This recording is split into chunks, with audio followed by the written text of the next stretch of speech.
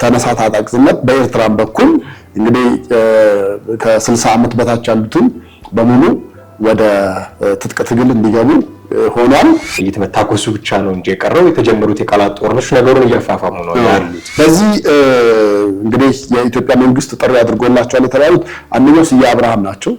እንግዲህ ስዬ በፊት በዘመነ ህወሓት ደግሞ መከላከያን በሚኒስቴርነት አገልግለዋል፣ ሰርተዋል። በእንግዲህ ህወሓት ደግሞ ገና ከጫካ ከበረሃ ሲወጣ አብረው የነበሩ ናቸው። ያው ሾህን በሾህ አይነት ነገር ነው። አሁን በእነሱ ነው ልንመክት የምንችለው ነው።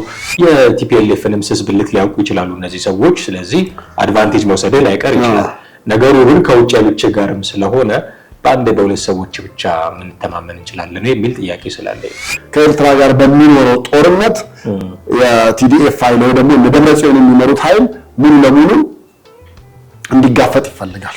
ጉዳዩ የዲያስፖራ አካባቢ ያሉትንም ሰዎች ደግሞ ትኩረት የሳበ ነው።